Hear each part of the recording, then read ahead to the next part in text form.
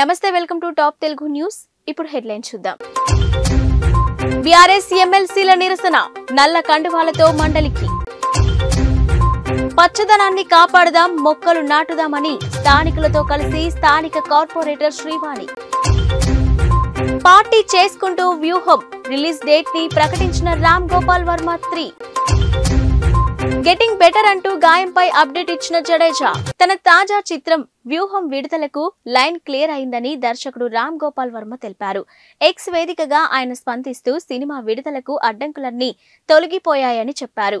ఈ నెల 23న ఈ చిత్రం థియేటర్లలో విడుదల కాబోతుందని తెలిపారు. ఒక అమ్మాయితో పార్టీ చేసుకుంటున్న ఫోటోలు, వీడియోలు షేర్ చేస్తూ ఆయన ఈ విషయాన్ని వెల్లడించారు. హే నారా లోకేష్, చంద్రబాబు, పవన్ కళ్యాణ్, వ్యూహం రిలీజ్ ను మేము సెలబ్రేట్ చేసుకుంటున్నాం. ఫిబ్రవరి 23న సినిమా రిలీజ్ కాబోతుంది. టీడీపీని తాగేయడానికి, జనసేనను తినేయడానికి మేము వస్తున్నామని ట్వీట్ చేశాడు. ఇంగ్లాండ్తో స్వదేశంలో జరుగుతున్న 5 టెస్టుల సిరీస్లో భాగంగా ఇప్పటి వరకు జరిగిన 2 టెస్టుల్లో భారత్, ఇంగ్లాండ్ జట్టు చెరో విజయం సాధించి సమఉజ్జీలుగా ఉన్నారు. అయితే చివరి 3 టెస్టుల కోసం భారత్ జట్టును ఎంపిక చేయడానికి ముందు టీమిండియా ఆల్రౌండర్ రవీంద్ర జడేజా తన గాయంపై అప్డేట్ ఇచ్చాడు. తొలి టెస్టులో గాయపడిన జడేజా విశాఖలో జరిగిన 2వ టెస్టుకు దూరమయ్యాడు. చివరి 3 టెస్టులకు జట్టును ఎంపిక చేసేందుకు సెలెక్టర్లు సిద్ధమవుతున్న వేళ జాతీయ క్రికెట్ అకాడమీ నుంచి తన ఫోటోను షేర్ చేస్తూ గెటింగ్ బెటర్ అంటూ గాయంపై అప్డేట్ ఇచ్చాడు జడేజా. ఇక దీనిని బట్టి జడేజా చివరి 2 టెస్టులకు అందుబాటులోకి వచ్చే అవకాశం ఉందని భావించొచ్చు. శాసన మండలిలో బీఆర్ఎస్ ఎమ్మెల్సీలు నల్ల కండువాలతో నిరసన తెలిపేందుకు రావడంతో పోలీసులు, మార్షల్స్ అడ్డుకోవడంతో తీవ్ర వాగ్వాదంకు దారితీసింది. నిరసన చేసే హక్కు తమకుందని పోలీసులతో ఎమ్మెల్సీలు వాదించారు. కండువాలను మండలిలోకి తీసుకురావద్దని పోలీసులు వారిని అడ్డుకునేందుకు ప్రయత్నం చేశారు. కానీ చివరికి ఎమ్మెల్సీలో నల్ల కండువాలతో లోనికి వెళ్లారు.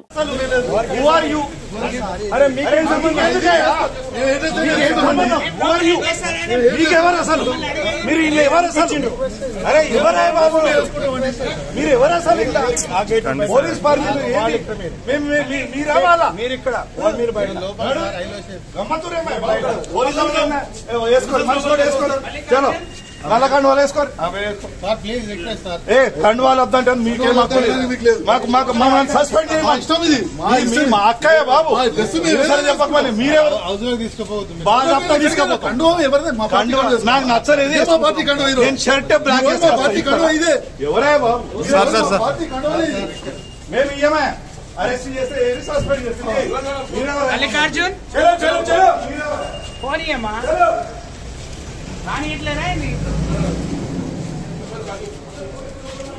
సరూర్ నగర్ హుడా కాంప్లెక్స్ పార్క్ శుభ్రతపై అధికారుల దృష్టికి తీసుకెళ్లారు స్థానిక కార్పొరేటర్ శ్రీవాణి.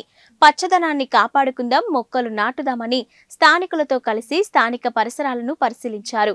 పార్కు నిర్వహణలో అలసత్వం వహించడంతో పాటు మొక్కలకు నీళ్లు లేక చనిపోయాయని, తన సొంత ఖర్చులతో మొక్కలు నాటిస్తానని కార్పొరేటర్ హామీ ఇచ్చారు. నమస్తే అండి. నమస్తే. వాచ్మెన్ ఫస్ట్ కాల్ నుంచి పెట్టుకోమని చెప్పాం మేడం. కాలనీలో లోకల్ ఎవరైతే ఉన్నారో వాళ్ళు కొన్ని పెట్టుకోండి, మేము శాలరీ ప్రొవైడ్ చేస్తామని అన్నాం. మళ్ళీ మీరు ఇనిషియేటివ్ తీసుకోండి. అవి కన్స్ట్రక్షన్స్ వల్ల కొంచెం డిస్టర్బెన్స్ ఉందండి. ఆఫ్టర్ ద కన్స్ట్రక్షన్స్ మేము పిలిచానండి. తను వస్తున్నారు. తను వచ్చిన తర్వాత మాట్లాడదాం. రెగ్యులర్ గా లేకుంటే దీంతో చాలా పార్క్ డిస్టర్బెన్స్ అవుతుంది. ఆల్రెడీ మనం లైట్స్ అన్ని కొత్తగా పెట్టించాం. మీ పేరు? Thank you. Great initiative. Time notice ఇవ్వండి. ఫస్ట్ టైమ్ మనము హ్యూమానిటేరియన్ గా ఎగకండి అని చెప్పి ఎక్స్ప్లెయిన్ చేయండి. నెక్స్ట్ టైం మళ్ళా పడింది అనుకో నోటీసులు ఇస్తాం.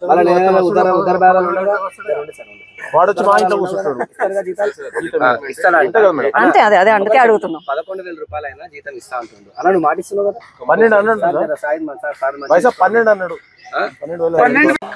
స్లీపింగ్ కి పాయింట్ అదర్ దెన్ పబ్లిక్ చేసే వాళ్ళని. నమస్తే సార్. ఫ్రేమ్ అవన్నీ తీసేసి పేపర్ తోటి వాళ్ళు హోమం చేసి దాన్ని చేస్తారనమాట. ఒకవేళ ఎవరైనా వేస్తుంటే వాళ్ళకి కొంచెం సజెషన్ చెప్పండి. నేను అంతకుముందు ఒకసారి చేసిన మళ్ళీ అది రీపోస్ట్ చేయను. సినిమా ఏమైతుందంటే అంటే I have seen it personally. నేను ఒకసారి అయితే ఇప్పుడు మార్నింగ్ వీళ్ళు లిఫ్ట్ చేసేస్తారు కదా. that soap will come, this problem will automatically over. నాకు ఇక్కడ గార్బేజ్ ఉండొద్దు, పొద్దున్న లేసి ఆక్సిజన్ కోసం మేము అక్కడ ఎక్సర్సైజ్ చేస్తాము, మీరు ఇక్కడ గార్బేజ్ వేస్తున్నారంటే వాళ్ళు నాకు చెప్పారు నేను హెల్ప్లెస్ ఉన్నాను madam, you show any other point. But నేను ఇప్పుడు ఫర్ ఎగ్జాంపుల్ ఇక్కడ అని చెప్తాను, వాళ్ళ అబ్జెక్షన్ కి అక్కడే ఒకటి స్తంభం ఉంటదండి పార్క్ గార్బేజ్ పక్కనే, అయితే అది అక్కడ మొత్తం వైర్స్ షాక్ వస్తున్నాయి, మీరు ఒకసారి అది పవర్ ఆపేస్తే జిహెచ్ఎంసీ వాళ్ళు క్లీన్ చేసుకుంటారు దాన్ని. బీఆర్ఎస్ ఎమ్మెల్యేలు హైదర్గూడ ఎమ్మెల్యే క్వార్టర్స్ నుంచి ఆటోలో చెలో అసెంబ్లీ ఉద్రిక్తతకు దారితీసింది. ఇక అసెంబ్లీ వద్ద కుత్బుల్లాపూర్ ఎమ్మెల్యే వివేకానంద గౌడ్ పోలీసులతో ఘర్షణ. ఇక తన వాహనాన్ని పోలీసులు లోపలికి అనుమతించకపోవడంతో ఆగ్రహానికి గురైన ఎమ్మెల్యే సైఫాబాద్ ఏసీపీ సంజయ్ ని యూజ్లెస్ ఫెలో అంటూ దుర్భాషలాడాడు. అక్కడితో ఆగకుండా సహనం కోల్పోయిన ఎమ్మెల్యే కారు అద్దంపై కర్రతో దాడి చేశాడు.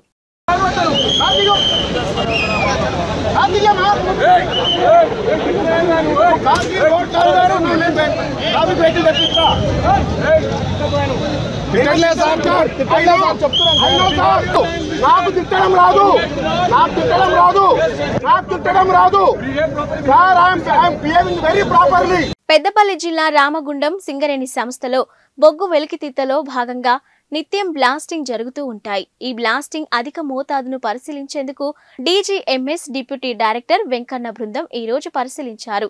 ఈ రోజు ఓపెన్ కాస్ట్ ప్రాజెక్టు 5 సంబంధించిన బ్లాస్టింగ్ మోతాదును ప్రత్యేక మిషన్ ద్వారా తనిఖీ చేశారు. ఇక ప్రాజెక్టు సమీపంలోని గోదావరికని విఠల్ నగర్ నివాస ప్రాంతాలలో నమోదు యంత్రాన్ని ఏర్పాటు చేసి బ్లాస్టింగ్ మోతాదును పరిశీలించారు. ఈ రోజు అధికారుల పర్యటన సందర్భంగా యాజమాన్యం బ్లాస్టింగ్ మోతాదును తగ్గించిందని కాలనీవాసులు ఆగ్రహం వ్యక్తం చేశారు. ఈ విషయంలో ఇటీవల ఫైట్ ఫర్ బెటర్ సొసైటీ అధ్యక్షుడు మద్దెల దినేష్ ఉన్నతాధికారులకు ఫిర్యాదు చేయడంతో ఈ రోజు పరిశీలించేందుకు వచ్చారు. నిత్యం బ్లాస్టింగ్ సౌండ్లతో తమ ఇల్లులు కంపించిపోతున్నాయని, కూలిపోతున్నాయని స్థానికులు అధికారుల దృష్టికి తీసుకెళ్లారు. భూగర్భ నీరు అడుగంటడంతో పాటు సౌండ్ పొల్యూషన్ అవుతుందని అంటున్నారు. ఓకే సార్, మనకి కాదు ఊసి ఫైదా, మీరు స్టార్ట్ చేయండి, బ్లాక్ చేయండి, బ్లాక్ చేయండి.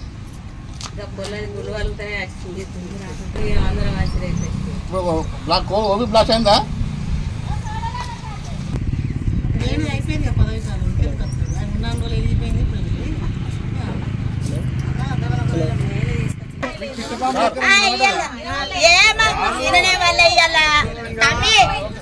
సార్లు వస్తారా అని గెలిచే ఇలా తక్కువ ఇచ్చుంటామి మాకెళ్తే సార్కి అర్థమైంది మేము ఈ దుమ్ముకు ఈ దెబ్బలకు బతకలేకపోతాను. రేపు రాదు, ఈ వారం రాదు, ఈ వారం రాదు, ఈ వారం రాదు.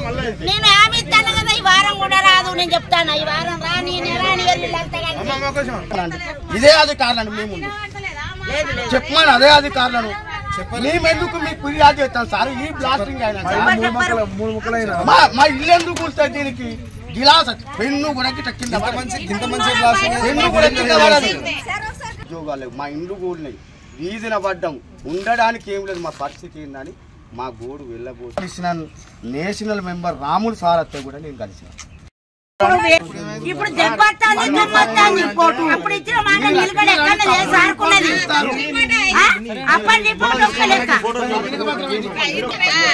అటువంటి పథకాలు ఎన్నో ఇస్తానో ఎన్నో పోతాను. ఆ దేశం ఎలా అత్తనని తక్కువ పెట్టిరబ్బా. మాఘ అమావాస్య పర్వదిన సందర్భంగా వేకోజామున రాజన్న సిరిసిల్ల జిల్లా కోనరావుపేట మండలం మామిడిపల్లి శ్రీ లక్ష్మీ నరసింహస్వామి వారిని ప్రభుత్వ విప్ వేములవాడ శాసనసభ్యులు ఆది శ్రీనివాస్ దర్శించుకుని ప్రత్యేక పూజలు చేసి మొక్కులు చెల్లించుకున్నారు.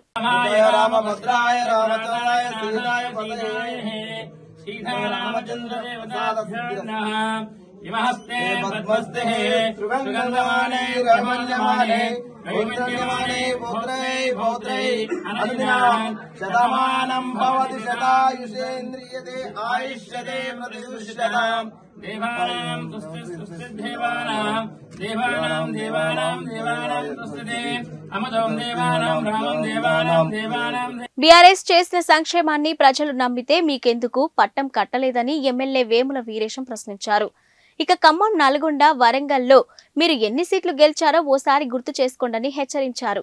మీ అహంకారమే మిమ్మల్ని అధికారం నుండి దూరం చేసిందని అసెంబ్లీ వేదికగా కడిగి పారేశారు. సంక్షేమానికి మేమే ఉదాహరణ, సంక్షేమానికి మేమే పెద్దపీట, సంక్షేమం అంటేనే మేమంటేనే సంక్షేమం అని చెప్పేసి మాట్లాడుతున్నారు అధ్యక్ష. నిజంగా మీ సంక్షేమాన్ని ప్రజలు విశ్వసిస్తే, మీ సంక్షేమాన్ని ప్రజలు నమ్మితే, మీరు చేస్తున్నటువంటి సంక్షేమాన్ని ప్రజలు 100% గుర్తిస్తే ఎందుకు ఖమ్మంలో 1 సీటుకు పరిమితమయ్యారు, ఎందుకు నల్గొండలో 1 సీటుకు పరిమితమయ్యారు, ఎందుకు వరంగల్లో 1 సీటుకు 2 సీట్లకు పరిమితమయ్యారు, ఎందుకు మహబూబ్నగర్లో 1-2 సీట్లకు పరిమితమయ్యారు, ఎందుకు మిమ్మల్ని ప్రజలు విశ్వసించలేదు?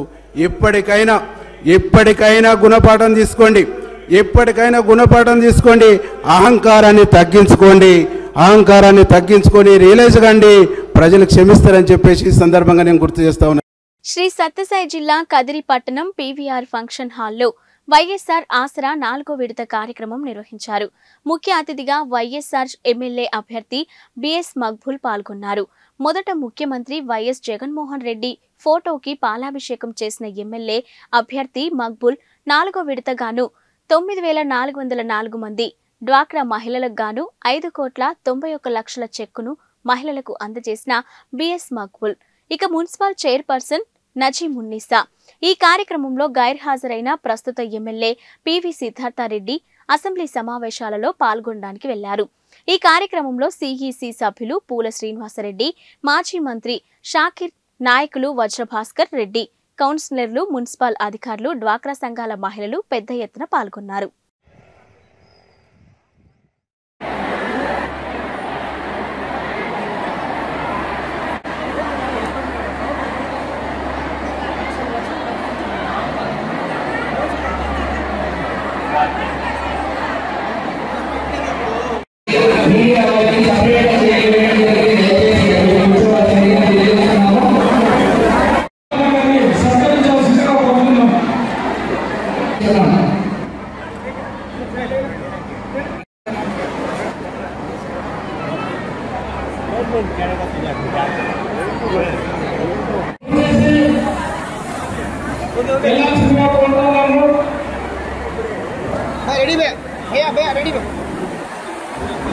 నాలుగవ విడత వైఎస్ఆర్ ఆసరా కార్యక్రమం జరిగింది. దానికి గాను దాదాపు 16,000 వైఎస్ఆర్ ఆసరా లబ్ధిదారులు ఇక్కడ రావడం జరిగింది. ఈ రాష్ట్రంలో ఈ వైఎస్ఆర్ ఆసరా పథకం ద్వారా 1,000 కోట్లు మన జగనన్న ఇవ్వడం జరిగింది. గత ప్రభుత్వాలు మా అక్క చెల్లెళ్లకు, మా అవ్వతాతలు కానీ ఈ రాష్ట్రంలో ప్రతి పౌరుడికి, ప్రతి అక్కకు, ప్రతి చెల్లెకు, ప్రతి పాపకు ధోకా చేసిందే తప్ప మేలు జరగడం అనేది వాళ్ళ హయాంలో జరగలేదు. మన జగనన్న హయాంలో, జగనన్న ప్రభుత్వంలో ఇలాంటివి ఎన్నో నవరత్నాలు తెచ్చి ప్రతి ఒక్కరి గురించి ఆలోచించి అన్న ప్రవేశపెట్టిన పథకాల ద్వారా అందరూ లబ్ధి పొందుతున్నారు. ఇది 4వ విడతలో దాదాపు 6,400 కోట్లు ఇచ్చి ఆయన మేనిఫెస్టోలో ఏది 25,570 కోట్లు చెప్పినారో అంతా ఇవ్వడం జరిగింది. ఇలాంటి ముఖ్యమంత్రి ఈ దేశంలోనే ఎక్కడ లేరు, ఎక్కడ రాబోరు.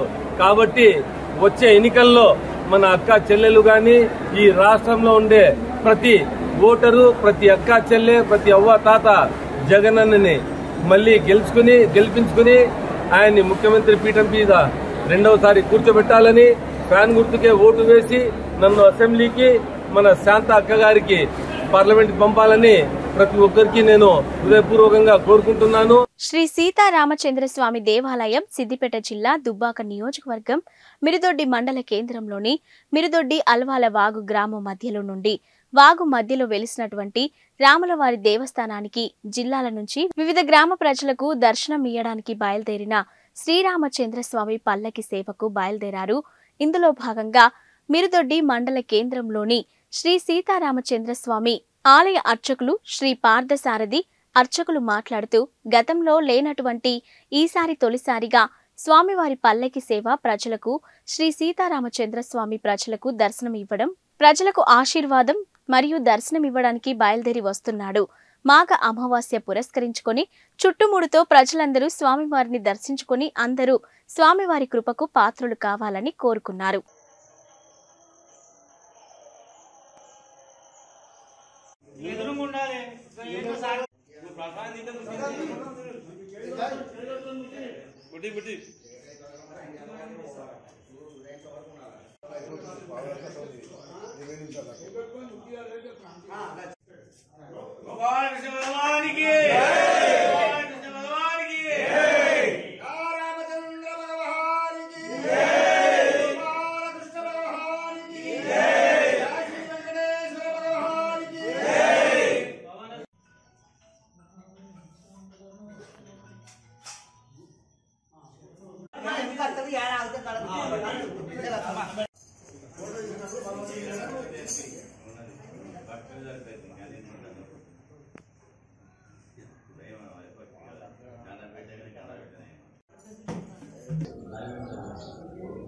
జై శ్రీమన్నారాయణ. ఈరోజు మాఘ అమావాస్య సందర్భంగా మిడిదొడ్డి అల్వాల సరిహద్దుల్లో ఉండే వాగు జాతరలో ఈరోజు మాఘ అమావాస్య సందర్భంగా శ్రీ సీతారామచంద్ర స్వామి మిడిదొడ్డి మండల కేంద్రమైనటువంటి శ్రీ సీతారామచంద్ర స్వామి వారు అక్కడ ఆ జాతరలో వెంచేస్తున్నాడు కనుక భక్తులు అధిక సంఖ్యలో విచ్చేసి ఈ స్వామివారి సేవలో పాల్గొని దర్శనం చేసుకొని పునీతులు కావాలని కోరుతున్నాము. అదేవిధంగా ఈ శ్రీ మిడిదొడ్డి శ్రీ సీతారామచంద్ర స్వామి వారు పురాతన 800 సంవత్సరాల కళ్యాణ చాళుక్యుల నాటి సీతారామచంద్ర స్వామి వారు ఈసారి ప్రత్యేకంగా ఈ సంవత్సరం నుండి ప్రతి సంవత్సరం కూడా ఈ జాతరలో దర్శనం ఇవ్వనున్నాడు. కావున భక్తులు అధిక సంఖ్యలో ఈ జాతరలో వచ్చేసి దర్శనాలు చేసుకోవాలని కోరుచున్నాము. జై శ్రీ. ఏం చెప్పాలి? మిడిదొడ్డి ఈ శ్రీ సీతారామచంద్ర స్వామి దేవాలయంలో అనేక కార్యక్రమాలు కూడా జరుగుతుంటాయి. శ్రీరామనవమి, గోకులాష్టమి, గోదా కళ్యాణము, శ్రీరామనవమి అని ఇలా అనేక కార్యక్రమాలు కూడా ఈ మిడిదొడ్డి శ్రీ సీతారామచంద్ర స్వామి ఆలయంలో ప్రత్యేకంగా ఈ కార్యక్రమాలు జరుపుకుంటాం. అదేవిధంగా ఇది కళ్యాణ చాణక్యుల నాటి ఈ శ్రీ సీతారామచంద్ర స్వామి కోరిన కోరికలు నేర్చే ఈ శ్రీ సీతారామచంద్ర స్వామి కొన్ని సంవత్సరాలుగా ఇక్కడ శ్రీ మిడిదొడ్డి ఆలయంలో జరుగుతున్న కార్యక్రమాలు. అందుగురించి ఈ కార్యక్రమంలో అందరూ స్వామివారిని దర్శించుకొని ధన్యులు కావాలని కోరుచున్నాము. రాజన్న సిరిసిల్ల జిల్లా ఎల్లారెడ్డిపేట మండల కేంద్రంలో ఫిబ్రవరి 11వ తేదీ నుండి చీటీ వాసుదేవరావు స్మారక ఫ్రెండ్లీ క్రికెట్ పోటీలు ప్రభుత్వ జూనియర్ కళాశాల క్రీడా మైదానంలో జెడ్పీటీసీ చీటీ లక్ష్మణరావు ఆధ్వర్యంలో నిర్వహించడం జరుగుతుందని సీనియర్ పాత్రికేయుడు మజీద్ భాయ్ తెలియజేశారు. ఈ పోటీలలో ప్రభుత్వ ఉద్యోగులు, ప్రజాప్రతినిధులు, పాత్రికేయులు, పోలీసులు అన్ని శాఖల ప్రభుత్వ ఉద్యోగులు ఆడడానికి అర్హులని తెలియజేశారు. 11వ తేదీ ఆదివారం ఉదయం 9 గంటలకు ప్రభుత్వ జూనియర్ కళాశాల క్రీడా మైదానంలో ఈ పోటీలు ప్రారంభమవుతాయని తెలియజేశారు. ఫ్రెండ్లీ క్రికెట్ పోటీలలో గెలుపొందిన మొదటి జట్టుకు 5,000 రూపాయల నగదుతో పాటు షీల్డ్, ఇక రెండవ జట్టుకు 3,000 రూపాయల నగదుతో పాటు షీల్డ్ అందజేయడం జరుగుతుందని తెలియజేశారు. తండ్రి గారైన వాసుదేవరావు గారి స్మారకార్థం క్రికెట్ పోటీలు నిర్వహించడం జరుగుతుంది. ఈ క్రికెట్ పోటీలను ప్రభుత్వ మరియు పాత్రికేయులు, ఉద్యోగులు, ప్రజాప్రతినిధులు, మాజీ తాజా ప్రజాప్రతినిధులు అందరూ ఆడడానికి దీనికి అర్హులు. ఈ పోటీలు ఉదయం 9 గంటలకు ప్రారంభమవుతాయి.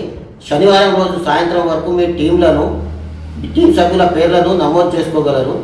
అదేవిధంగా ఈ టీంలో గెలిచిన వారికి 5,000 రూపాయలు పారితోషికం మరియు కప్పు ఇవ్వబడుతుంది. అదేవిధంగా రన్నరప్కు 3,000 రూపాయలు మరియు cup, best batsmen, best series and bowler అందరికి కూడా కప్పులు ఇవ్వబడతాయి. ఈ కార్యక్రమం ఎందుకు నిర్వహించడం జరుగుతుందంటే ప్రభుత్వ ఉద్యోగులు కానీ, ప్రజాప్రతినిధులు కానీ, లేకుంటే రిపోర్టర్సు, పోలీసులు అందరూ చాలా మానసిక ఒత్తిడికి లోనై ఉంటారు. ప్రతిరోజు నిత్యం పనులలో బిజీ ఉంటారు. కాబట్టి ఏదో ఒక ఫ్రెండ్లీ మ్యాచ్గా నిర్వహించడం వలన కొంచెం మానసిక ఉల్లాసం కలుగుతుందనే ఉద్దేశంతో ఈ కార్యక్రమాన్ని చేపట్టడం జరుగుతుంది. ఈ క్రికెట్ పోటీలలో అందరూ హాజరై తప్పకుండా తమ పేర్లను నమోదు చేసుకోండి. ఇప్పటి వరకు 4 టీంలు అవ్వడం జరిగింది. ఈ 4 టీంలే కాకుండా ఇంకా చాలామంది రావడానికి పేర్లు ఇవ్వడానికి సిద్ధంగా ఉన్నారు. కాబట్టి ఎవరెవరైతే ఉన్నారో వాళ్ళు తొందరగా ఇస్తే శనివారం రోజు సాయంత్రం మనము డ్రా తీద్దాం. డ్రా తీసిన తర్వాత ఉదయం 9 గంటలకు ఆదివారం ప్రారంభమవుతాయి. ఎక్కువ టీంలు వస్తే మాత్రం ఫైనల్ మరియు సెమీఫైనల్ నెక్స్ట్ హాలిడే రోజు నిర్వహించడం జరుగుతుంది. అందుగురించి మన జెడ్పీటీసీ గారు ఎంతో మంచి ఆలోచనతో మన ప్రభుత్వ ఉద్యోగుల కోసం, ప్రజాప్రతినిధుల కోసం, పాత్రికేయుల కోసం, అందరి కోసం ఈ నిర్ణయాన్ని తీసుకోవడం మనం అందరం అభినందించవలసిన అవసరం ఉంది. కాబట్టి ఈ కార్యక్రమాన్ని విజయవంతం చేద్దామని కోరుకుంటున్నాను. బాబు షూరిటీ భవిష్యత్కు గ్యారంటీ మండల టీడీపీ అధ్యక్షులు కత్తిరి శ్రీకాకుళం జిల్లా సారవకోట మండలం వైసీపీ పాలనలో అన్ని వర్గాల ప్రజలు తీవ్రంగా నష్టపోయారని, కొంతమంది వైకాపా నాయకులు తప్ప వైకాపా కార్యకర్తలు మరియు నాయకులు కూడా తీవ్ర అసంతృప్తితో రగిలిపోతున్నారని, రాబోయేది టీడీపీ జనసేన ప్రభుత్వమేనని సావరకోట మండల టీడీపీ అధ్యక్షుడు కత్తిరి వెంకటరమణ అన్నారు.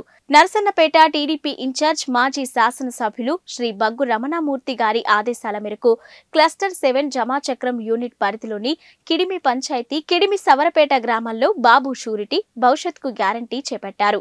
ఈ సందర్భంగా బాబు షూరిటీ భవిష్యత్కు గ్యారంటీ ద్వారా లబ్ధి పొందే సంక్షేమ కార్యక్రమాలను ప్రతి ఇంటికెళ్లి వివరించడం జరిగింది. నరసన్నపేట మాజీ శాసనసభ్యులు, ప్రస్తుతం తెలుగుదేశం పార్టీ ఇన్ఛార్జ్ శ్రీ బొగ్గు రమణమూర్తి గారి ఆదేశాల మేరకు ఈరోజు కిడిమి పంచాయతీలో కిడిమి మరియు సవరపేట గ్రామాల్లో బాబు షూరిటీ భవిష్యత్ గ్యారంటీ కార్యక్రమాన్ని స్థానిక నాయకుల ఆధ్వర్యంలో నిర్వహించడం జరిగింది. బోట్ యాప్ ద్వారా సంబంధిత కుటుంబాల యొక్క ఏ అర్హత ఉందో సంక్షేమ పథకాలకు ఆన్లైన్ చేయడం జరుగుతుంది. ఈరోజు బాబు షూరిటీ భవిష్యత్ గ్యారంటీలో ముఖ్యంగా సగభాగమైన ఆడవారిని ఉద్దేశించి 4 ముఖ్య కార్యక్రమాలు ఇందులో పొందుపరిచి ఉన్నాయి. 18 మహాలక్ష్మి 18 సంవత్సరాలు దాటిన ప్రతి మహిళకు నెలకి 1500 రూపాయలు ఇవ్వడం జరుగుతుంది. గతంలో పశువు కుంకుమ కింద ఇచ్చినారు కాబట్టి. అదేవిధంగా ఈరోజు ఒక ఇంట్లో ఎంతమంది బిడ్డలు ఉంటే అంతమందికి కూడా ఈరోజు 15,000 రూపాయల లెక్క ఇవ్వడం జరుగుతుంది. అదేవిధంగా ప్రతి కుటుంబానికి 3 గ్యాస్ సిలిండర్లు ఇవ్వడం జరుగుతుంది. మరియు శ్రీకాకుళం జిల్లాలో ఎక్కడికి ప్రయాణం చేసినా ఉచితంగా ప్రయాణ సౌకర్యం కల్పించబడుతుంది. అదేవిధంగా మహిళల తర్వాత యువత ముఖ్యము. యువతను ఉద్దేశించి యువగలం ద్వారా 20 లక్షల ఉద్యోగాలు ప్రభుత్వ ప్రైవేట్ రంగాల్లో క్రియేట్ చేయడం జరుగుతుంది. ఉద్యోగం వచ్చినంత వరకు 3,000 రూపాయలు ప్రతి నిరుద్యోగ భృతి ఇవ్వడం జరుగుతుంది. తదుపరి రైతులు, కౌలు రైతులకు కూడా, అంటే వేరే వాళ్ళ భూమి దున్నిన వ్యక్తికి, పొలం ఉన్న వ్యక్తికి కూడా 20,000 రూపాయలు ప్రతి కుటుంబానికి ఇవ్వడం జరుగుతుంది. అదేవిధంగా ప్రతి ఇంటికి నల్లా కనెక్షన్ ద్వారా మంచినీటి సౌకర్యం కూడా కల్పించడం జరుగుతుంది. అదేవిధంగా పూర్ టు రిచ్, అంటే పేదలను ధనవంతులు చేయడం. అంటే ధనవంతులు అంటే ఏంటంటే వాళ్ళ ఆదాయం పెంపొందించడం. ఎలా పెంపొందిస్తాము? వాళ్ళ ఇంట్లో చదువుకున్న నిరుద్యోగులు ఉంటే వాళ్ళకి ఉద్యోగం కల్పించడము, లేదా పొలాలు ఉంటే నీటి సౌకర్యం కల్పించడము, లేదా ఉపాధి కల్పించడము, లేదా సెల్ఫ్ ఎంప్లాయ్మెంట్ లోన్లు కల్పించడము, ఇలా చేయడం జరుగుతుంది. గతంలో బొగ్గు రమణమూర్తి నాయకత్వంలో కేవలము సీతంపేట ఏరియాలకు మాత్రమే 50 సంవత్సరాల శాంక్షన్ పీజీ అంటారు అనమాట. కానీ ఇక్కడికి వచ్చినప్పటికీ అతని అసెంబ్లీలో దెబ్బలాడిన తర్వాత ప్రత్యేకమైన జీవో తెచ్చి మన సారాకోట మండలం తిరువూరు నియోజకవర్గ కేంద్రంగా విసన్నపేటలోని పీడీఎస్ బియ్యం రవాణా ఒకవైపు తెలంగాణ, మరోవైపు ఏలూరు జిల్లాలలో నుండి నియోజకవర్గం కేంద్రంగా రేషన్ బియ్యం లోడ్లు జరుగుతున్నాయి. ఇక అధికారులు కొసరు దాడులు మాత్రమే చేస్తున్నారని, అసలు ఎంత వెళ్తుంది ప్రశ్నార్థకంగానే ఉంది. ఇక దళారులు తమ పరిధిలోని కొత్తవారు రాకుండా ఉండాలని కారణాలతో సమాచారం ఇచ్చి అధికారులు పట్టుకునే విధంగా చేస్తున్నారని ఆరోపణలు చేస్తున్నారు. ఇక ఉన్నతాధికారులైన అసలు విషయంపై ఆరా తీసి పేదలకు చెందిన రేషన్ బియ్యం పేదలకు అందే విధంగా చర్యలు చేపట్టాలని గ్రామస్తులు కోరుతున్నారు. విసన్నపేట మండల నర్సాపురం శివార్లోని ఎన్ఎస్పి కైనాల్ పై అక్రమంగా తరలిస్తున్న పీడీఎస్ బియ్యం 95 క్వింటాళ్లు పట్టుకున్న జిల్లా పౌర సరఫరాల అధికారులు.